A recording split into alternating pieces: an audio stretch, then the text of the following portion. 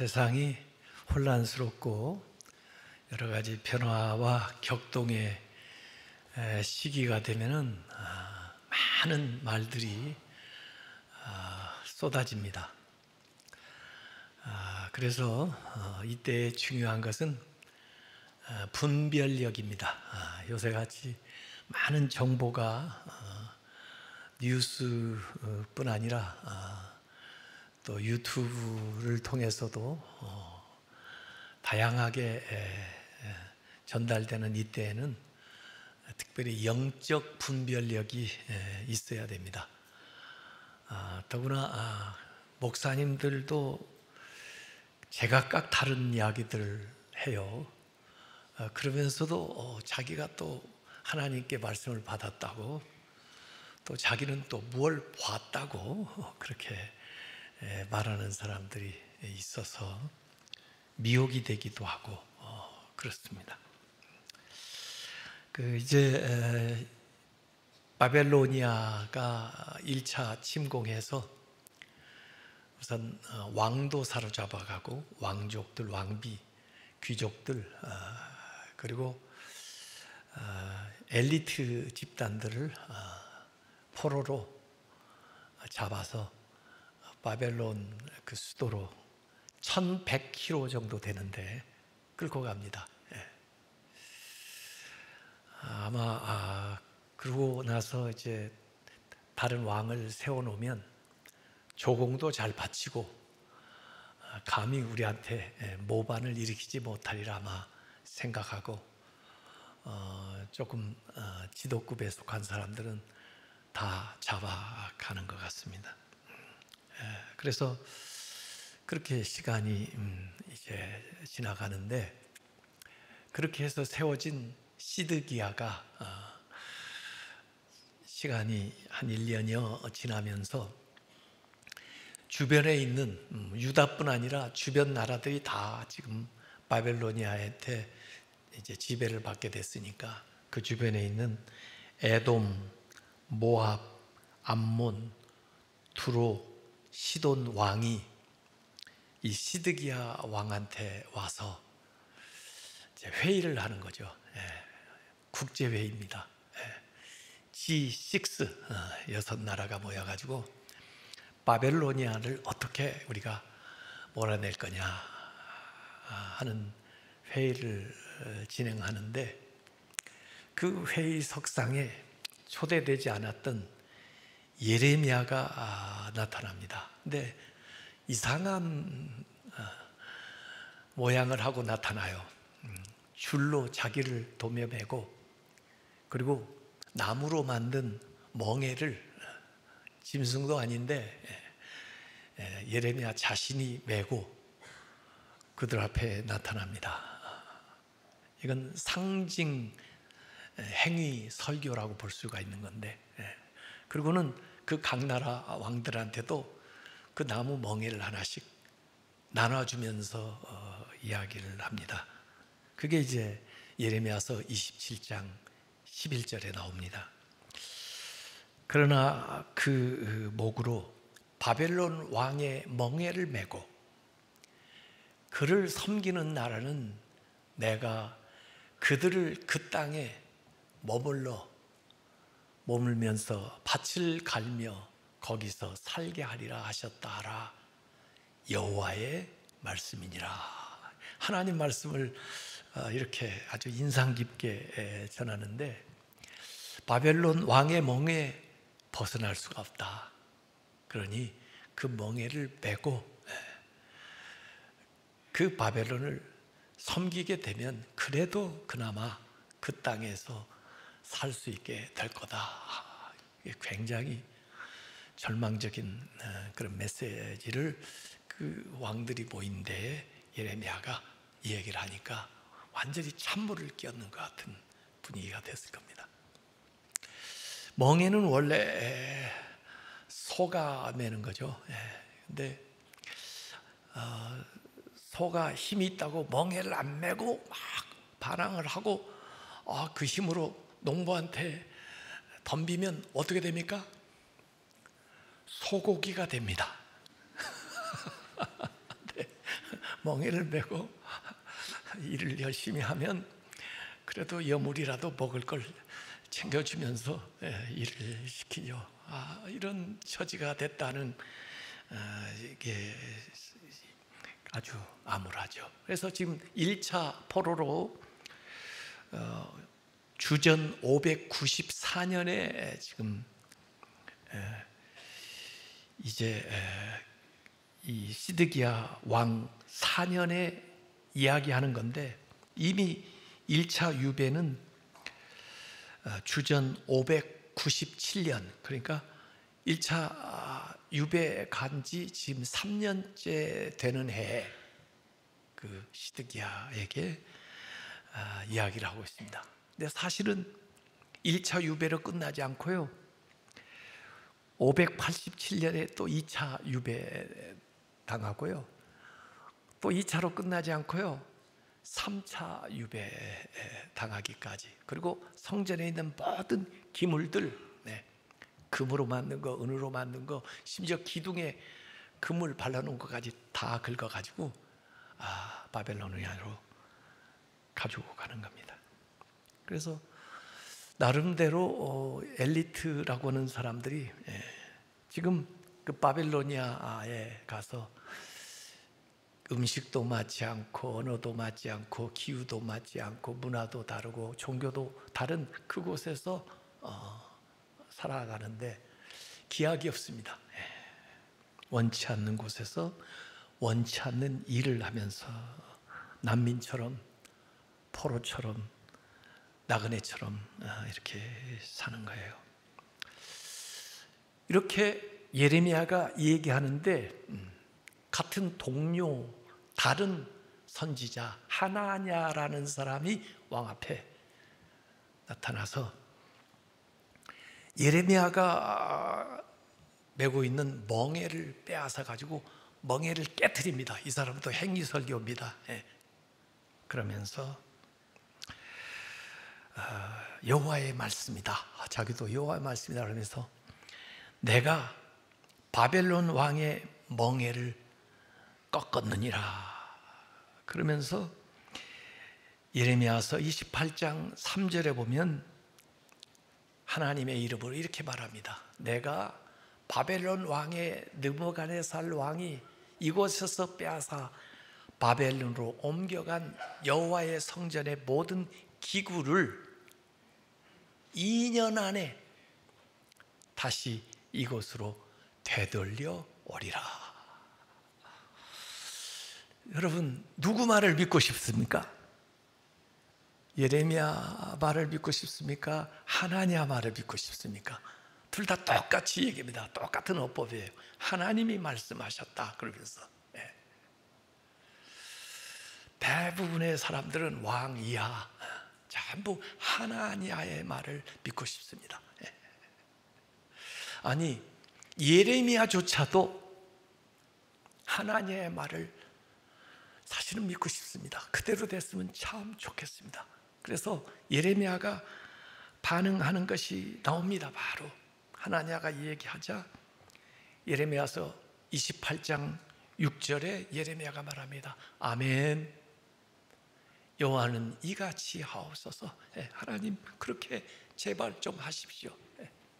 그러면서 여호와께서 내가 예언한 대로 하나냐 보고 이루사 여호와의 성전 기구와 모든 포로를 바벨론에서 이곳에 되려려 오시기를 원하노라.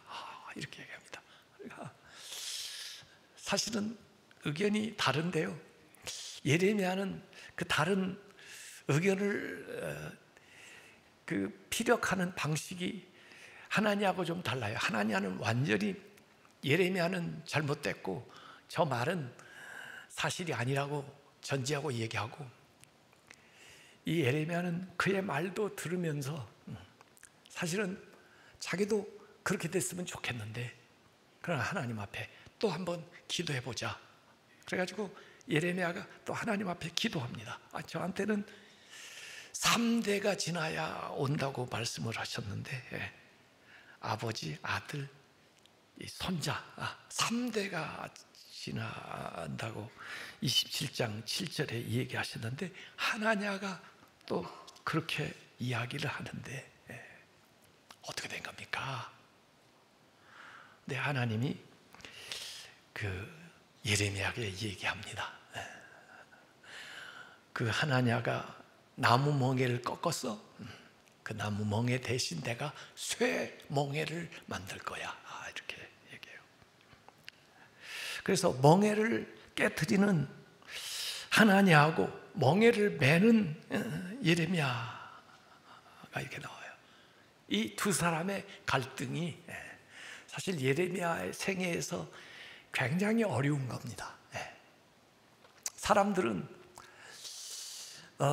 하나냐가 옳다고 그러고, 이 예레미야는 또 기도해 보면 하나님이 다른 말씀을 주고, 그래서 여기 이제 예레미야서 27장, 28장, 29장에는 누가 참 선지자냐, 누가 거짓 선지자냐라는 이 논쟁, 대결이 나와 있어요. 어려운 시기에는 많은 말들이 이렇게 들립니다. 근데 사실은 참된 선지자는 하나님이 주시는 말씀을 전하는 거고, 거짓 선지자는 자기의 생각을 말하는 사람입니다. 자의로 말하, 하나님이 주신 말씀이 아닌데 자의로, 자기의 희망사항이죠. 거짓 선지자는 사람들이 듣기를 원하는 말을 해줍니다. 봐가지고 그들이 원하는 말을 해주는 거예요. 그건 하나님이 주신 말씀이 아니라는 거죠. 그런데 세상에서는 그런 사람들이 주류를 이루고 갑니다.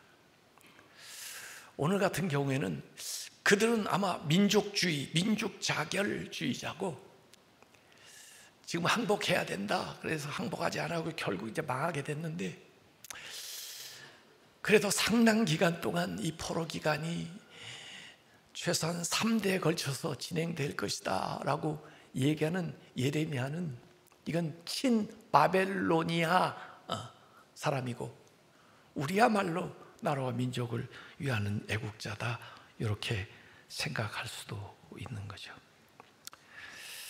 근데 하나님의 말씀이 예레미야에게 임했기 때문에 나무 멍에 대신 내가 쇠 멍에를 만들겠다 그러니까, 예레미야서 28장 15절에 선지자 예레미야가 선지자 하나야에게 이르되, 하나야여 들으라, 여호와께서 너를 보내지 아니하셨거늘 네가 알지 않느냐 말이야. 네가 이 백성에게 거짓을 믿게 하는도다. 그러면서 하나님의 엄중한 말씀을 그에게 선포합니다. 내가 금년 중에 죽으리라. 5월에 얘기했는데요, 2달 지나고 7월에 하나냐가 죽게 되었다는 것입니다. 여러분, 이 하나냐가 뭘 했습니까? 저는 이게 희망 고문이라고 말하고 싶습니다. 희망 고문이라는 말 들어보셨습니까?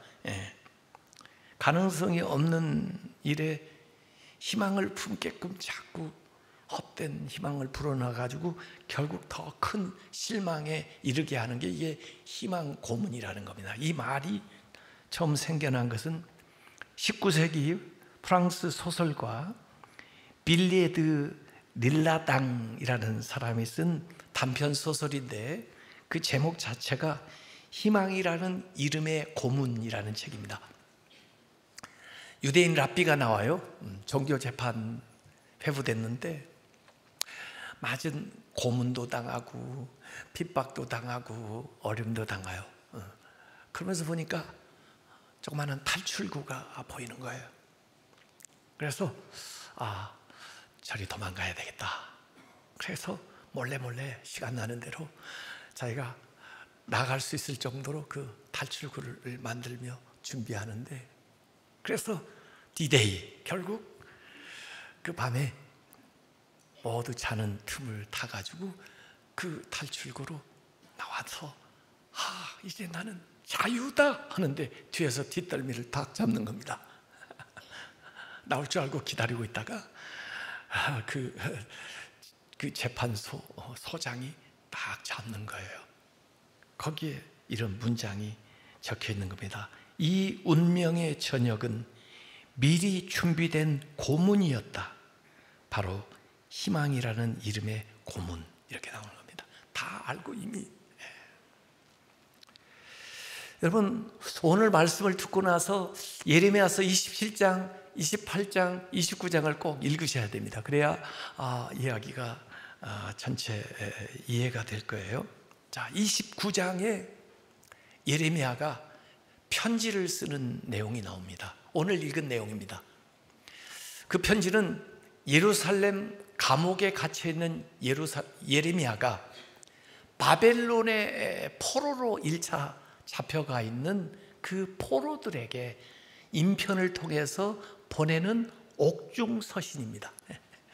바울도 옥중서신을 썼죠. 보네포도 옥중서신을 썼죠. 여기 예레미야가 그 포로들에게, 거기에 지금 요고니아 왕하고 왕후, 궁중 내시들, 고관들, 기능공들, 토공들, 아마 공사에 쓰기 위해서 기술자들 많이 데려간 것 같아요. 거기에 장로, 제사장, 선지자들도 끌려갔는데 그 중에 사반의 아들 엘라사와 힐기야의 아들 그마랴 편의 인편으로 편지를 씁니다. 그 편지 내용 오늘 읽었습니다만은 그 내용은 간단합니다. 그냥 임시 처소 천막 나그네처럼 살지 말고 집 짓고 살아라. 정착해라는 겁니다. 정착해라. 바벨론 지금 끌려갔는데 2년이 뭐야? 정착해서 살아라. 그래요. 그 다음에 과수원 만들어라. 과수라는 건요, 이건 몇 해 지나야 열매를 맺고 그 다음에 매년 맺는 건데, 그냥 임시 방편으로 채소나 좀 키워가지고 먹고 그렇게 생각하지 말고 과수를 심어서 열매를 먹어라, 이런 거고. 그 다음에 결혼해라. 남자는 여자하고 결혼하고 여자는 남자하고 결혼하고. 이거 잘 아셔야 됩니다. 여자는 여자하고 결혼하고 남자도 남자하고 결혼하고 이런 게 아닙니다. 여기 남자는 여자하고 결혼하고 여자는 남자하고 결혼해서 가정을 이룰 뿐만 아니라 번성해라. 애를 많이 낳아라, 이래. 형편이 안 나서, 아이 포로인데 뭘 어떻게 살려고, 아이 요새 왜 출산율이 저하됩니까? 나라가 불안하고 경제 사정이 어렵고 여러 가지 핑계댈 게 많아요. 근데 여기 예레미야는 애를 낳아라, 계속 낳아라. 그래서 번성해라.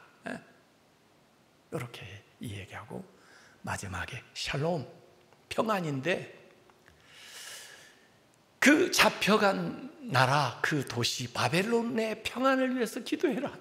아니, 적국인데, 나를 잡아온 나라인데, 그 미운 사람들인데 그들을 위해서 기도해라. 왜냐하면 그들이 평안해야 너희들도 평안하다.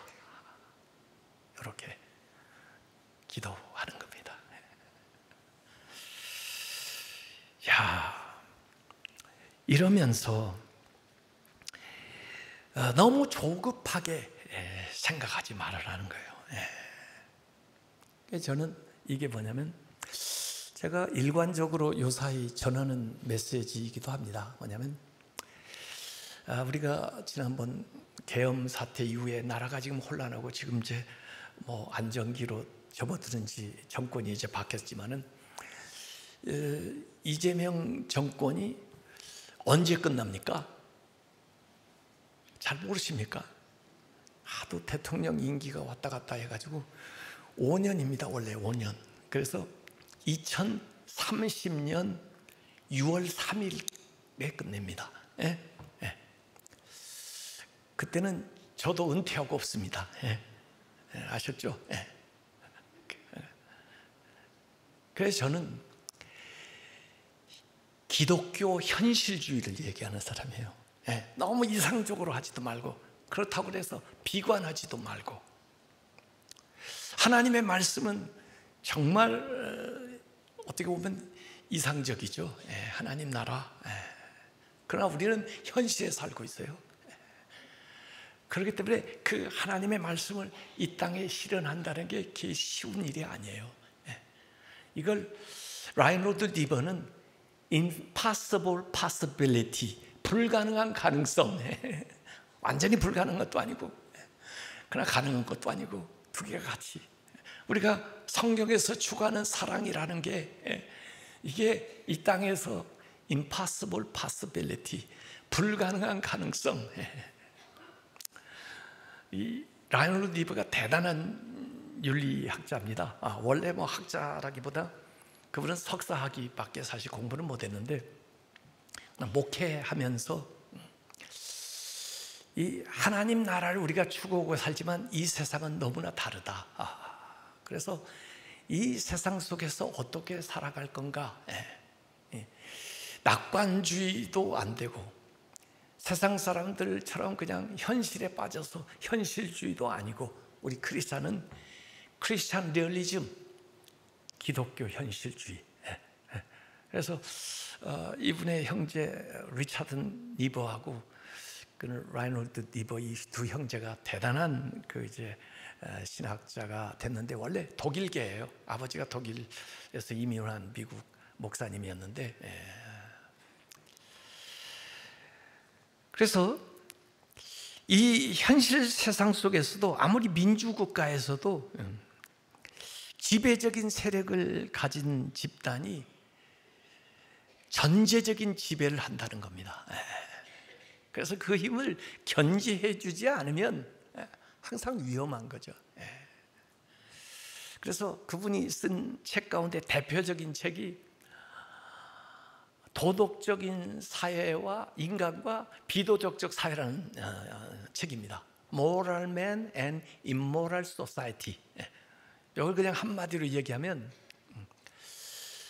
인간은 이기심이 있는데 누구나 다, 그래도 개인으로 말하면 도덕성을 키워줘서 그 이기심을 없애거나 완화시킬 수 있지만, 그래서 도덕적인 인간을 어느 정도 만들어갈 수 있지만은, 사회라고 하는 것은 그 개인의 이기심을 충족시키기 위해서 그 집단과 정당을 만든 것이기 때문에 그 이기심의 집합체가 사회라는 거예요.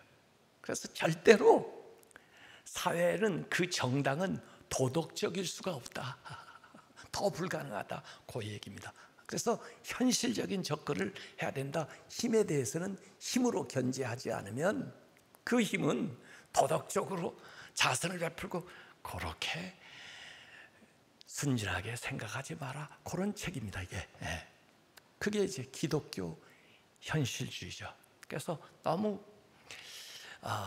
유토피아주의로 우리 크리스찬이니까 하나님 나라 뭐 이렇게 살면서 현실감이 없어도 안 되고, 크리스찬인데도 그냥 세상 사람처럼 똑같이 살면서 하나님 믿는다고 하는 것도 안 되고, 크리스찬으로서 어떻게 현실 속에 살아가냐, 그게 기독교 현실주의인데, 예수님이 말씀한 걸로 보면은 뱀처럼 지혜롭고 비둘기처럼 순결하고, 그겁니다, 그거. 그래서 라이놀드 리버는 이런 사상을 이제 어거스틴에서 많이 봐가지고 이야기를 하고 있는데, 저는 하여간 힘의 균형도 물론 중요하지만 힘의 질적인 변화가 오도록 노력을 해야 된다는 이야기를 덧붙여서 하고 있습니다만은, 이 라이놀드 리버가요, 우리가 하나님을 만나는 경우가 세 가지가 있다고 얘기를 합니다. 첫 번째는 도무지 불가능한, 할 수 없는, 또 생각지도 못했던, 이성적으로 이해할 수 없는 이런 일들을 하나님이 이렇게 만드시는 거, 그게 창조인데, 그렇게 해서 우리가 만나는 하나님이 창조주 하나님을 만나요. 기적같이 만나죠. 오늘 일부 예배에도 저기 중환자실, 그것도 서울대학병원에서 거의 임종한다는 분, 제가 거기까지 찾아가서 기도했는데 그분이 나오셔서 이제는 거의 정상적으로 이렇게 활동을 다 하셔. 음식도 같이 드시고. 그건 기적적인 하나님을 만나는 거죠. 창조주 하나님. 그런가 하면 우리가 두 번째 만나는 하나님은 하나님의 말씀, 하나님이 계획하신 대로 반드시 이루어지는 심판하시는 정의로운 그 하나님을 만나요. 그래서 심판자 하나님을 만납니다. 그래서 이 유대 사람, 이스라엘 사람들이 잘못한 것을 그냥 지나가지 않아요. 하나님이 이미 얘기했고 심판에 대해서 이 바벨로니아라고 하는 막대기를 가지고 징계하시는 거예요. 그때 만나야 되는 하나님은 심판의 하나님이에요. 달게 받아야 돼요. 이건 피할 수가 없어요. 사실 이 세상에서 만나는 게 다행이에요. 죽어 만나면 더 이상 가능성이 없어요. 심판의 하나님. 그 다음에 세 번째 만나거나 만날 수 있는 하나님이 뭐냐면, 그런 어려움 가운데, 그런 고통 가운데 은총을 베푸셔서, 은혜를 베푸셔서 구속하시는 구원자 하나님, 이 하나님 만나는 겁니다. 지금 이 유다는, 이스라엘은 이미 심판이 시작됐고 심판은 계속되고, 이들이 기대해야 되는 건 뭐냐면 구원하시는 하나님이에요. 세 번째 하나님. 그건 이렇게 쉽게 오지 않습니다. 그것이 될 때까지 자기들의 삶이 변화되어야 되고, 하나님 앞에 돌아와야 되고, 회개해야 되고, 기도해야 되고, 말씀대로의 삶을 살지 않으면 결코 그 시간이 오지 않는데, 2년 있다고 그게 될 것 같습니까? 안 되는 겁니다. 그래서 저는 라이놀드 이번은 어거스틴이 기독교 현실주의자의 아주 대표적이다 그런데, 저는 예레미야를 이야기하고 싶어요. 예레미야가 그야말로 기독교 현실주의라고 저는 봅니다. 예레미야서 29장 10절에 하나님 말씀을 이렇게 잡니다. 여호와께서 이와 같이 말씀하시니라. 바벨론에서 2년 70년이 지나면 차면, 70년이 지나는 게 아닙니다. 대개 시간이 지나간다고 생각하죠. 흘러간다고 생각하죠. 근데 아닙니다. 70년이 차면, 채워지면 내가 너희를 돌보고 나의 선한 말을 너에게 성취하여, 너에게 얘기했던 그 약속을 너에게 성취하여 너희를 이곳으로 돌아오게 하리라. 다시 예루살렘으로 돌아오게 하리라. 지금 편지를 쓰고 있다고 그래요. 예레미야가 지금 바벨론 포로에게 이 얘기를 하는 겁니다. 2년을 얘기하니까, 이전에는 그냥 3대 지나면 그랬는데 아예 특정한 해를 숫자로 딱 가르쳐줘 버립니다. 70년. 2년이면 될 거라고 생각했던 사람이 70년이라고 생각하면 어떻게 했겠어요? 그러니까 집을 짓고 살라니까, 과수원을 심으라니까, 결혼 미루지 말고 하라니까, 자녀 놓으라니까, 그리고 그동안 평안히 살기 위해서, 나라 위해서, 그 정부 위해서, 자기가 원한 통치가 아니지만 그걸 위해서 기도하라니까 이렇게 말하고 있는 거예요. 여러분, 저는 하나님의 섭리를 다 알 수가 없습니다. 그러나 이게 인큐베이터라고 생각해요. 인큐베이터.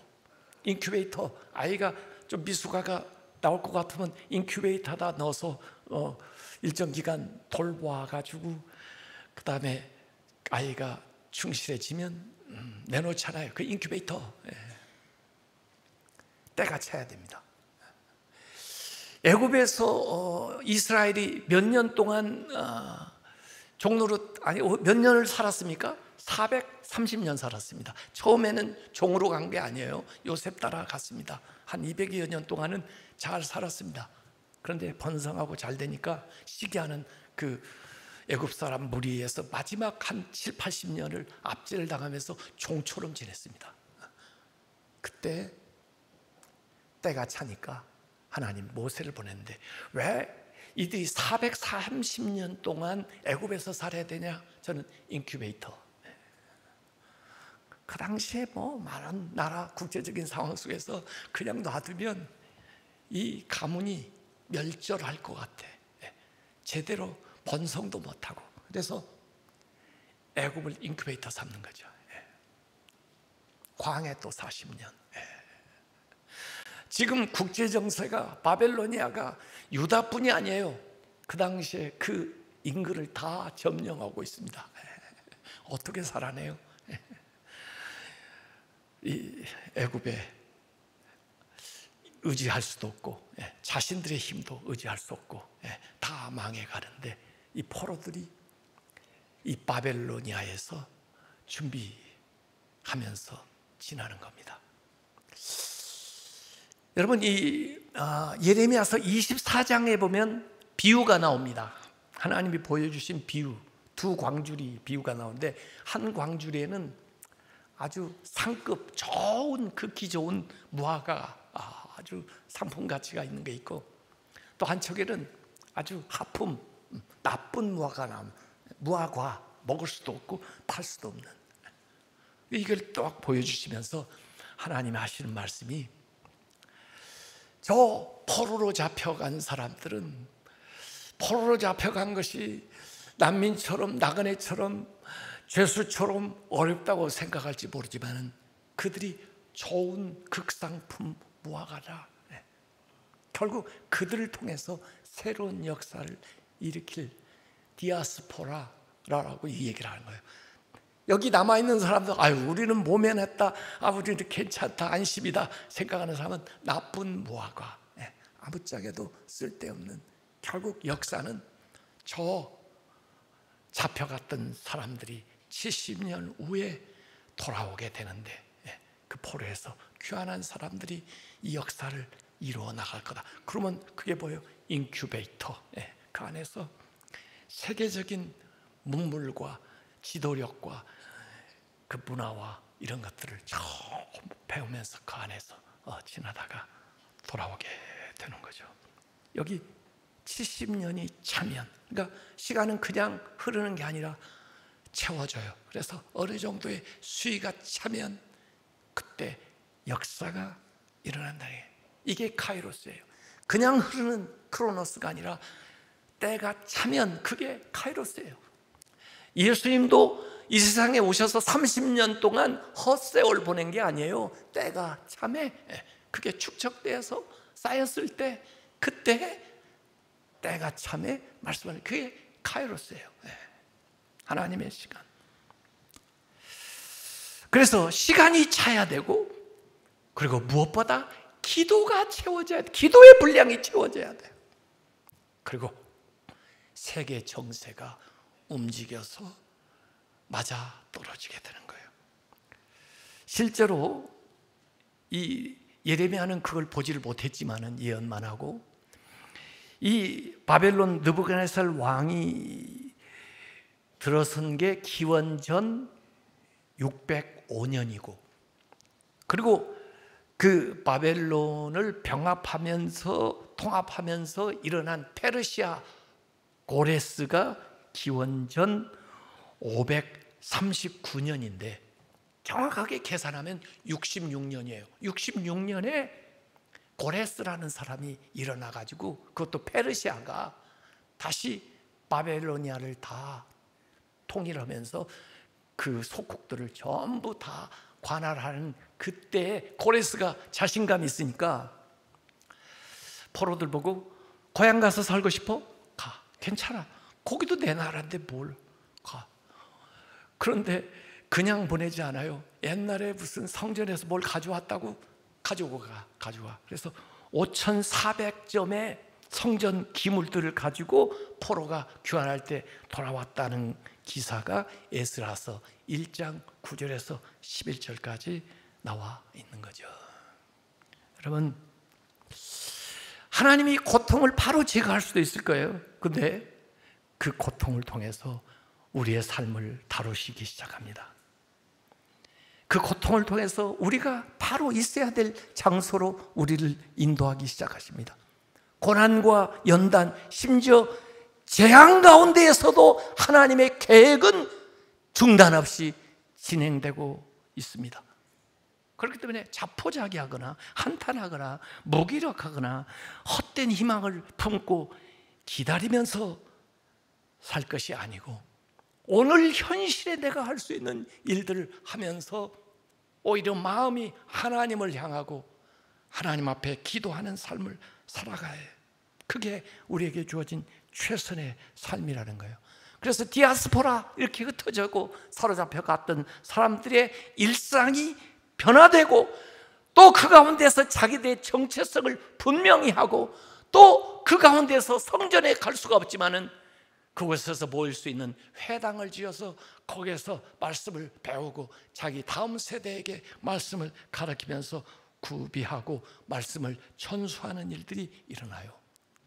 그게 예레미야서 사실은 예, 나오는 거고 이사야서에 나오는 거지만은 예레미야서 이후에 에스겔, 오바댜, 다니엘, 에스라, 느헤미야, 에스더, 학개, 스가랴, 말라기 이 전체가 전부 디아스포라 유대인들 포로기에 쓰여진 책이고 깨달은 말씀이고 주신 말씀이고 운동이고 부흥이고 그렇게 해서 다시 한번 하나님께 간절한 마음을 가지고 부르짖으면서 그 바벨론과 페르시아의 위대한 인물들도 이 가운데에서 배출되어 나오게 되고 그들이 결국 나라를 다시 세우는 주도적인 창조적인 소수가 되어서 예레미야 24장에 예언한 대로 극히 좋은 무화과의 역할을 이들이 감당하는 거죠.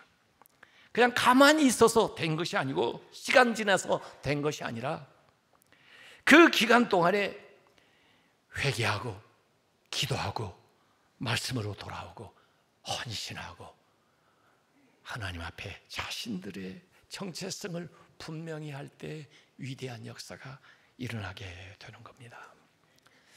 오늘 어떻게 2부 아가페 찬양대도 또 우리 3부 임마누엘 찬양대도 같은 특성을 했어요. 다 감사드리세. 사실 지난주에 찬송 불렀던 것이기도 한데 이 찬송은 독일 목사님 마틴 린카르트가 작시한 찬송입니다. 네.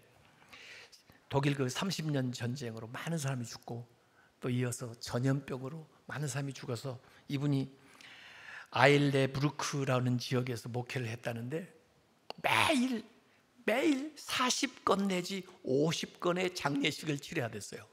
네. 더구나 자기 부인도 이 전염병으로 죽어서 장례식을 치르고 그리고 이 찬송시를 쓴 겁니다.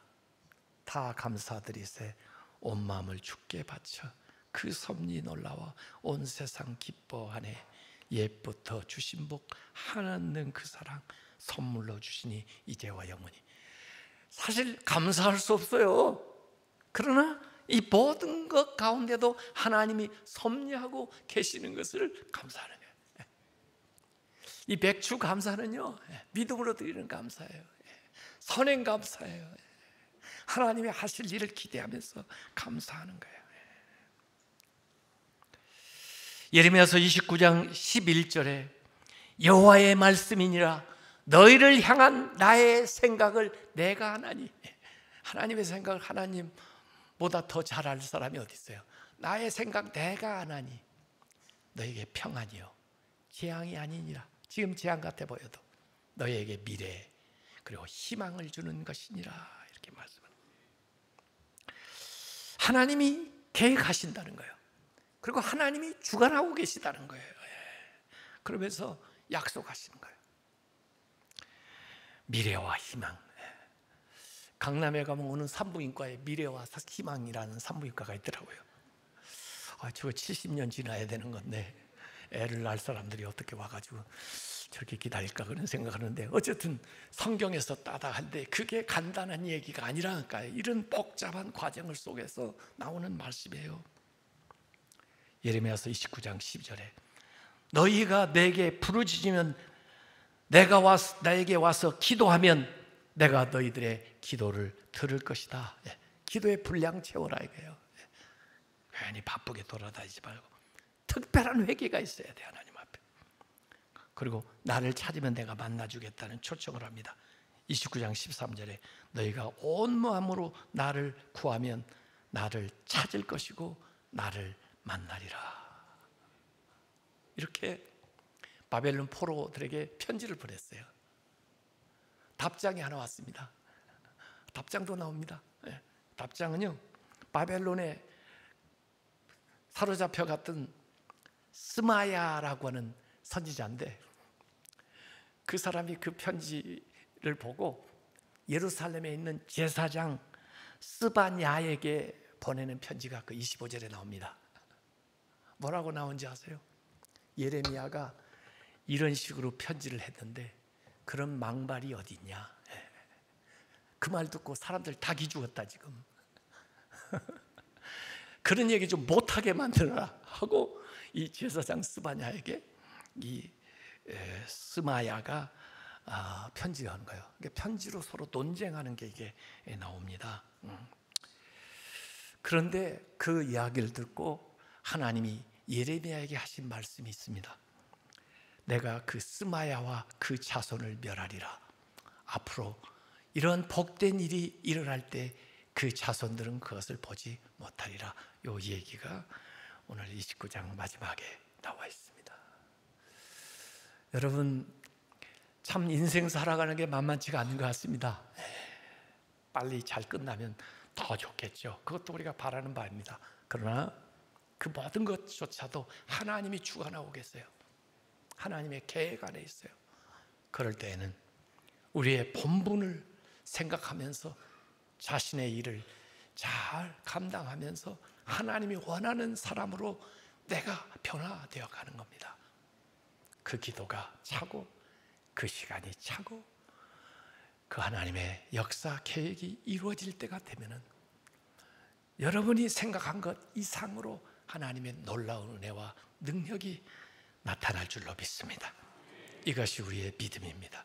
기도하겠습니다. 아버지 하나님, 어려운 시기를 살아가고 있습니다. 주님께서 저들을 격려하여 주시고 이때에도 믿음 가지고 담대하게 나아가 주님의 자녀로서의 영광과 또 삶의 자세와 또 인생의 모든 일들을 헤쳐나갈 수 있도록 하나님께서 우리를 인도하시고 격려하시고 축복하여 주시옵소서. 예수님의 이름으로 기도하옵나이다. 아멘.